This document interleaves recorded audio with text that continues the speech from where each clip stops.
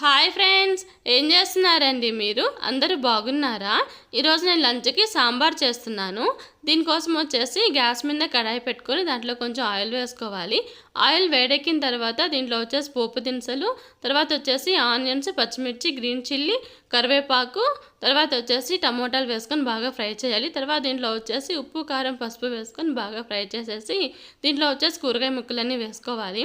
కూరగాయ ముక్కలు ఏమేంటంటే మునక్కాయ, క్యారెట్, ముల్లంగి, బీన్స్ వేసుకొని ఒక 15 మినిట్స్ వరకు కుక్ చేసుకోవాలి. తర్వాత దీంట్లో వచ్చేసి వంకాయ, తర్వాత బెండకాయ, మామిడికాయ చింతపండు పులుసు వేసుకొని ఇంకో 15 మినిట్స్ వరకు కుక్ చేసుకోవాలి.